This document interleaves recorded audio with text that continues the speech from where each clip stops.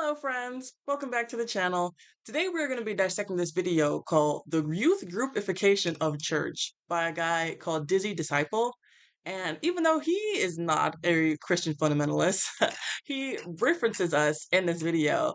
And overall, I think that he is totally spot on because most churches today have become so unserious that anyone who is not already a Christian and knows that church is a command, I don't see why they would bother wasting their time there. And so, even though he and I are coming from two different positions, we agree on a lot of the same things. So let's jump right into this and see what he has to say. I've noticed a weird trend in American churches, and it makes me really uncomfortable. Loud, emotional worship music, bright lights, fog machines, cool hip pastor with fashionable clothing. What the hell? You like coffee? Boom! We have enough to literally drown a small village. What's that? Your kids don't want to come to church. What if I told you we have pizza?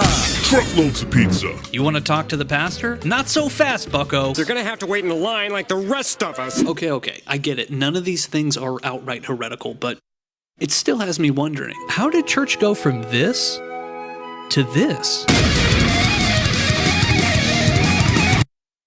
Okay, and so what he says about like pastors in trendy clothes, okay, a pastor is not supposed to be someone who is wearing stuff like that.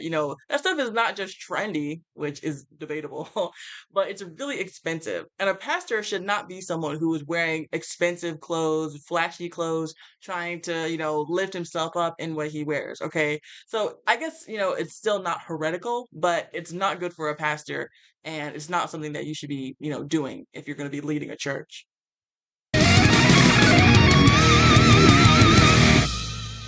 Youth groupification. It kind of feels like all of the youth pastors became lead pastors, took over the churches, and just kept running the churches like youth groups because that's all they know. And it's actually kind of working. Like, record numbers of people are attending, and there appears to be no signs of stopping. I personally love youth ministry. I love youth group and youth culture. I mean, obviously, look at my channel. But I can't help but feel like all of the adults collectively decided that we're just going to have youth group forever, and that's what we call the church. But why do we even have youth group? Like, where did youth group come from? Who invented?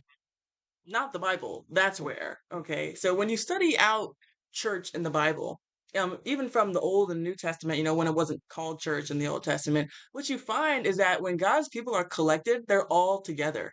Okay, this fractioning off and this separating of the different groups, men, women, boys, girls, children, adults, it's not in the Bible. Okay, you have Jesus saying, bring the young children to me. You have it saying that, oh, there were like 5,000 men and, and women and children, and they're not even counted. And so it's like you have the families together, you have a one unit that's being preached to from whoever.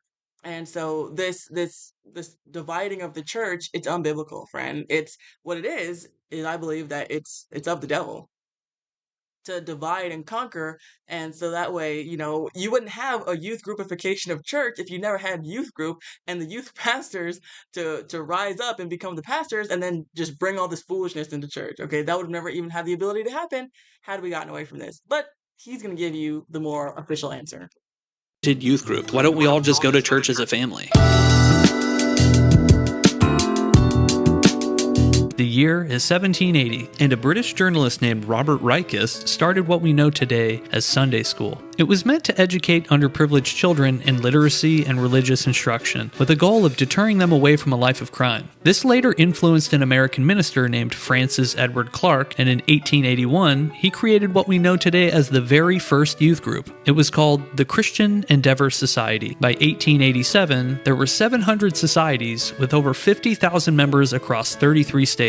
Churches started to see how popular these societies had become and decided to make their own versions. Thus, the youth group was born. Around the same time, a new youth organization called YMCA was expanding locations and rapidly growing in popularity. Historical estimates suggest that by the late 1880s to the early 1890s, YMCA had approximately 100,000 to 150,000 members in different locations all throughout the United States. It was originally founded with the purpose of providing a place for young men to engage in Christian fellowship and activities such as Bible study, and this would serve as an early prototype of youth ministry.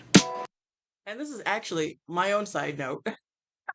And this is actually why that song YMCA by the Village People is so awful, and it's a real shame that most people don't realize it. But that song is actually about abusing kids. It's about abusing young Christian boys at the YMCA. Okay, it's not about. I don't know what people think the song is about. I don't even. I don't know. But that's the real history of that song.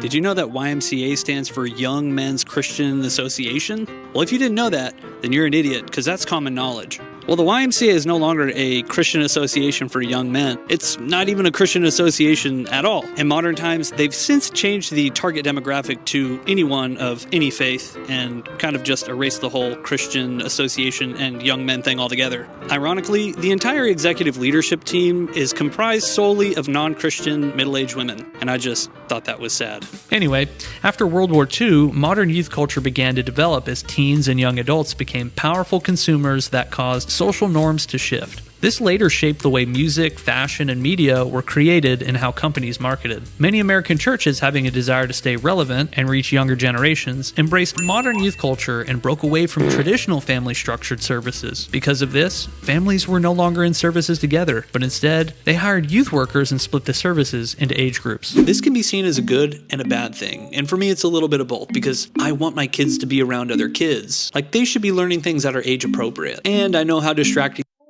There's nothing in the Bible that's not age appropriate for all ages.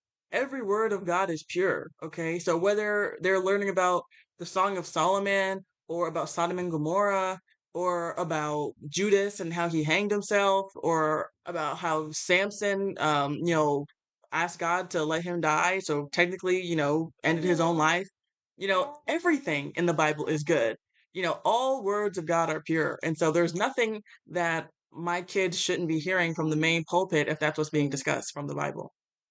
They can be during service. On the other hand, not everybody knows exactly what the children's ministry is teaching their kids, and they just want their families to be together. Young men and women should see godly examples of marriage as young men and women sit with their families in the pews. I mean, that's kind of how we learn, right? By example. By the 1950s, youth ministries were a mainstream feature in American Protestant churches, especially among evangelicals. Critics of split services refer to this as one of the first major blows to the nuclear family structure in American history. From 1960 to 1970, the rise of Christian contemporary music, aka CCM, was ushered into popularity largely thanks to the Jesus People movement. At this time, churches, eager to reach young people, readapted hippie culture and secular youth culture for ministry purposes. It is not a coincidence that this started to happen in the late 50s, 60s, and 70s, which coincidentally is at the exact same time that all of America went to hell, okay? And everything just started to be completely uprooted and went down the tubes in the West. What they didn't realize is that this decision, although effective, would reshape the way the modern church would operate in America for decades to come. As we enter the 1980s and 1990s, the counterculture youth of the 60s and 70s have now become the adults with young families. This means that they are now the key demographic for church growth and the leaders of the new church plant movement we'd see into the 2000s. Most of this new generation rejected traditional church structures of yesteryear and began to utilize secular music, art, and fashion as a means of evangelism and church growth, which is just hilarious to me because Christian media is notoriously 5 to 10 years behind in fashion. Also, I'm in a different shirt. But there were a lot of good that came out of this, like the church skate scene was kind of cool. Like every church had a skate park. That was fun. No, this guy looks like he's like my same age, but I don't remember that at all. Or maybe I just went to different churches, but I don't, if you remember that, then leave that in the comments. Fundamentalism is usually a problem. Why don't you get out of that stupid liberal church you're in and get in a leather-lung, Bible-believing King James Baptist church? It's rich. Can't escape this Anderson. Everywhere I turn, I'm talking about him. But it's okay because he's based. It's ironic that he uses him as an example of something that's wrong with churches. Fundamentalism is usually bad, when the people who are the fundamentalists are the ones who are doing the most soul winning, reading their Bible the most, and have churches that are thriving. Okay, I know that there are a lot of fundamental churches that are not thriving. Okay, I understand that. But his church specifically, okay, since he was the one that was used, and churches of like faith, those churches are on the rise. Those churches are growing, and they have good fruit. Okay, earlier he talked about how a lot of these mega churches, that are seeker friendly, seeker sensitive, they're growing too, but they have no fruit. There's nothing coming out of them. People are just in there warming seats and twiddling their thumbs, trying to check a box because they think that that's what God wants of them. Okay, churches that are fundamental, they're the ones that are doing the work. They're the ones that are getting people saved.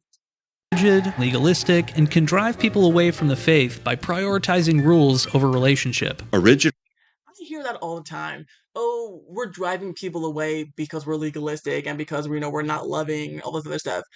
Hear that? I do not see that. I absolutely do not see a dearth of people in church because of rules and doctrine and fundamentalism. What I see is a lack of people in church because they don't see the point because church is just like the world.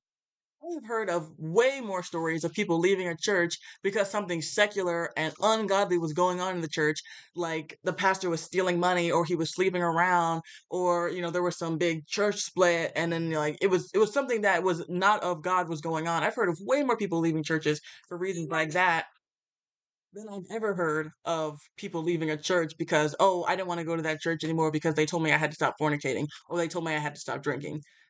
I'm sure that there are those examples, but that's way more few and far between. Really not a bad term. It referred to a movement that had many positive qualities. Now today, the word fundamentalist usually has a negative connotation. And usually it means someone who's closed-minded, someone who's dogmatic, someone who's mean-spirited, often someone who's anti-intellectual. The push to make churches more accessible, welcoming, and culturally relevant has opened doors for those who might not ever step foot into a church. The shift. And that is actually the entire problem. Church is not for people who don't want to be there. Okay?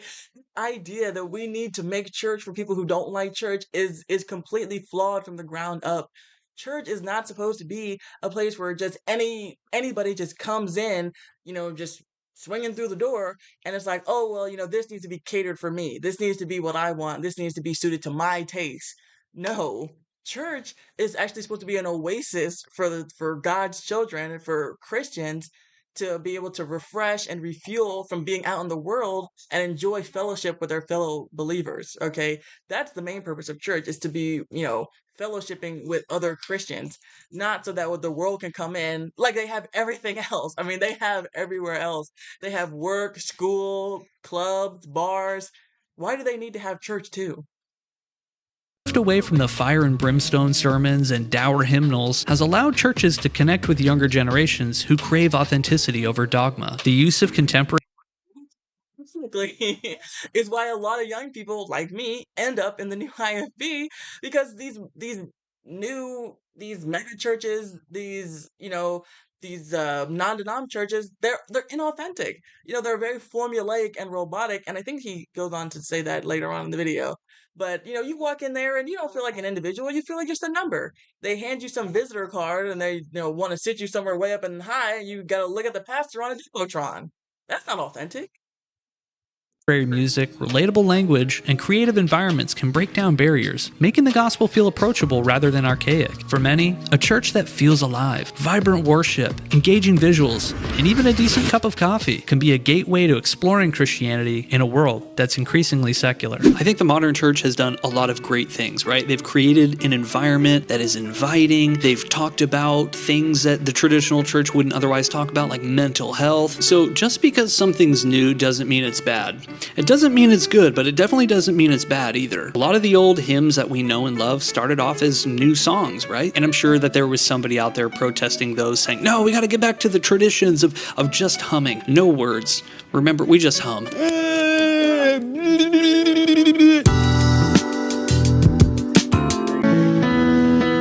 Missed the point, but I'm sure you'll get the hang of it. It seems like we've turned the entire church into one giant youth group. What started as a well-meaning effort to reach young people, dating back to the Christian Endeavor Society in the 1880s and the post-World War II embrace of youth culture, has now snowballed into a model where spectacle often overshadows substance. The flashing lights, fog machines, and high-energy worship sets that defined youth ministries in the 80s and 90s are now the blueprint for entire congregations. While these tactics draw in crowds, they risk creating a church experience that feels more like a concert than a sacred space for encountering God. Hello everyone, welcome to the Next Step classes where you can get your questions answered and learn a little bit more about our church. Anybody have any questions? Yes, go ahead. You in the front there? Hi, yeah, what is your stance on homosexuality? Oh, great question. We love everyone here. Follow-up question, what is your stance on abortion? I said we love everyone. If your church's answer to heavy questions is, we love everyone, you're probably in a youth groupified church. I'm not saying we can't have good music or lights or wear cool clothing. I'm just asking, is church no longer sacred? No, it's not in a lot of these mega churches. And they don't even want to say that church is sacred because sacred makes it sound like it's exclusive. Oh, well, so we can't have it be sacred because then people feel like you got to act a certain way, you got to dress a certain way, you have to be a certain way, when it's just, come as you are and stay as you are. And that is not what church is supposed to be, okay? It's not the fact that, we need to necessarily, wear things and try to, be higher than we are, but it's about we want to put our best foot forward at church. Why would you ever wear something to church that you wouldn't wear to a job interview or that you wouldn't wear on a first date or that you wouldn't wear if you were trying to impress someone? Okay. And we want to act like we care about God and about God's house because we should. In our pursuit of reaching people and rejecting cringe fundamentalist religiosity, I fear we've embraced something far worse in my opinion. Cold, disingenuous corporatism. If you've ever dealt with salesmen, then you know exactly what I'm talking about. Churches have just become businesses. Feels like that, right? Where you show up and they put you through this sales process. It feels very degrading. I hate it. Churches and church congregations are spoken of using marketing language. It's like it's treated as a means to get people into these marketing funnels that culminate in church membership and church service. They make me want to puke. And I feel like that's by design. Earlier he said that, their well intentions kind of got off the rails.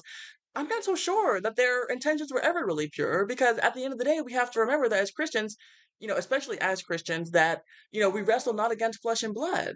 Okay, so everything comes down to a spiritual battle. And to think that what's happened in churches is not, intentional is naive. Okay, the devil is trying to attack the church the same way he's attacking the home. And so this issue of church being watered down and secular is by design, by people who are just ignorant, for sure, but people who are intentionally malicious. Okay. And so these mega churches that are making millions of dollars literally a year, yeah, of course they're going to talk about the congregation and talk about church like it's a business because that's all it is to them. Because the love of money is the root of all evil. It's okay to grow up and not be the cool church. We need to be okay with being a little offensive to the world's standards. I'm not saying we should be jerks on purpose. I'm just reiterating what 1 Corinthians 1:18 says. The message of the cross is foolishness to those who are perishing. They already think the gospel is foolishness. We might as well embrace the foolishness. You've got as much chance of a sinner visiting a church building as you have a criminal visiting a police station. They don't want to come to church. Yeah. The whole idea of the Great Commission is take the church to them. Go into all the world. Love him or hate him, John MacArthur brings up a solid point. Don't ever water down the gospel. If the truth offends, then let it offend. People have been living their whole lives in offense to God. Let them be offended for a while. The best liars tell a little bit of truth. I don't believe that spirituality by itself can hold the attention of a person's heart to the degree that they can be transformed. In order for you to hold their attention, you need a level of entertainment. That was a lie. The stylistic, seeker-friendly, attractive church is competing with other entertainment venues, and they are going to lose that game. But the reality is that the younger generation, they don't want that. They want actual substance. Exactly. This is why we need to keep the world, and the church, okay? If someone wants the world, then they can have the world. But if someone wants to, be in a congregation with believers and have God in that way, then that's where they need to go to get that. And there doesn't need to be a mixing of the two. This idea that we need to become like the world in order to save the world, for one, it's misguided, and two, it has proven to not work. Because when you look at the fruit of these churches, all you have is lasciviousness and unsaved people. Modern churches are purposely shallow and dumbed down so they can reach consumer-driven Americans. They've become so immature that they're no different than youth groups. Also, sorry if I sound different, I just woke up. I had to do this in 2 days. So why is this happening? Well, I'd like to give you a one-size-fits-all answer, but there really isn't one. Some churches are being led by carnal men who are probably not even saved, and that's not even my opinion, that's just statistics. I think the greatest threat is to the church in our generation. It's pastors. Honestly. And isn't that ironic? Because Paul Washer isn't saved, and he's one of the biggest false teachers that there are too. Teaching that you have to repent of your sins, and that, if you don't have an actual day, if you can't remember a specific day that you got saved, then you're not really saved. And that you have to, turn from all your sins in order to be saved. It's garbage. Some churches are being led by people who genuinely want to see people saved, but they're just going about it the wrong way. What they fail to realize is that church is not meant as a hub to get people saved. It's really not even meant primarily for the unbeliever. If you know Jesus, I am sorry to break it to you, this church is not for you. It's meant primarily for the believer, so they can have a place to gather, to worship their God, to be equipped and sent out to bring people in. It's not meant to completely be filled with unbelievers in order for the pastor to persuade them into Christianity. I think it's important for the church to remember the church does not primarily exist for the unbeliever in its assembly. And so what I mean is that, we go out and we reach the lost. The tragedy is that churches are acting like the assembly of the body, the corporate worship of the body is meant to try to bring people in so that they can get saved. It's wonderful when that's a byproduct of what the church is doing. But the church is called to gather and to be the church and to speak truth and to worship and to honor God in its midst. And again, I think when unbelievers do come in, they see that authenticity. They say, wow, God is in their midst, right? God is here, and it can lead to transformations. Church. Actually, another reason why I do not support altar calls.